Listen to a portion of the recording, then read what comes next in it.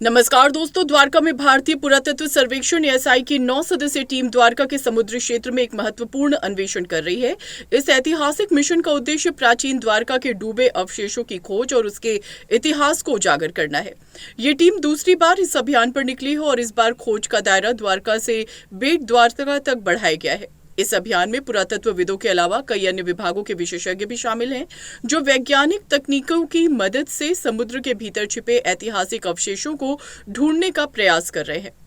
ASI के additional director general professor Alok Tripathi ने इस अभियान की महत्ता पर जोर देते हुए कहा कि द्वारका एक ऐतिहासिक रूप से महत्वपूर्ण स्थल है। अभी तक जो कार्य किया गया है वो पर्याप्त नहीं है। यहाँ पुरातात्विक अनुसंधान की अपार संभावनाएं हैं और हमें इसके रहस्यों को उजागर करने के लिए वैज्ञानिक तरीके से आगे बढ़ना होगा। देखिए, द्वारिका के महत्व के हिसाब से जो काम अभी तक हुए हैं वो पर्याप्त नहीं है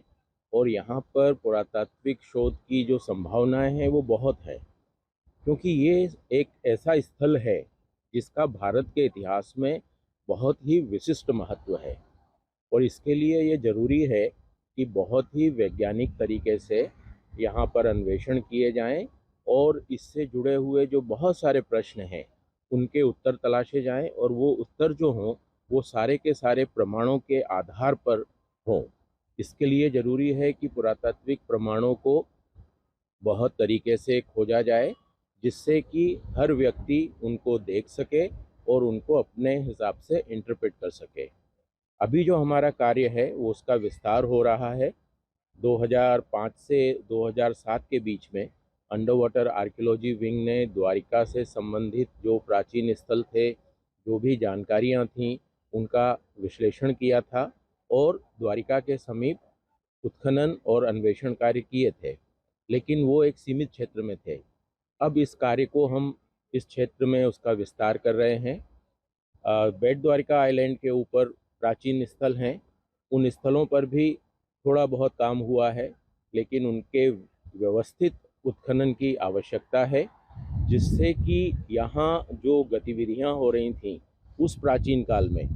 आज से लगभग 4000 साल पहले, उनका अध्ययन किया जा सके। उस समय इस क्षेत्र में कैसा वातावरण था, क्या गतिविधियाँ हो रही थीं, यहाँ के लोगों से, बाहरी लोगों से कैसे संबंध थे और उसके क्या पुरातात्विक प्रमाण उपलब्ध हैं,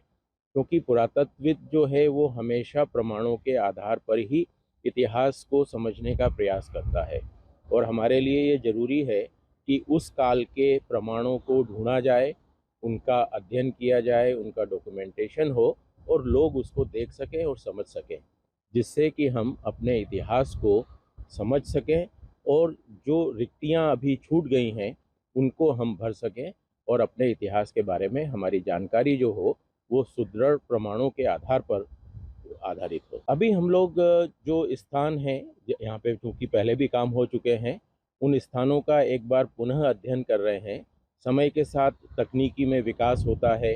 व्यक्ति के विचारों में और विश्लेषण में अंतर आता है, तो प्राचीन काल में या इससे पहले जो यहाँ अध्ययन हुए हैं उनका पुनर्निरीक्षण करना और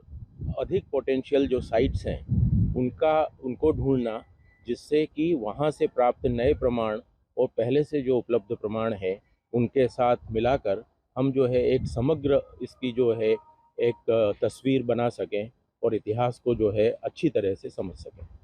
यह खोज भारत की समृद्ध सांस्कृतिक और ऐतिहासिक धरोहर को समझने में एक महत्वपूर्ण भूमिका निभा सकती है। माना जाता है कि द्वारका वो प्राचीन नगरी है जिसका वर्णन महाभारत और पुराणों में मिलता है। पुरातत्वविदों की ये टीम आधुनिक तकनीकों का उपयोग करके समुद्र में छिपे अवशेषों की तलाश कर रही है, जिससे इस ऐतिहासिक नगरी के रहस्यों से पर्दा उठ सके।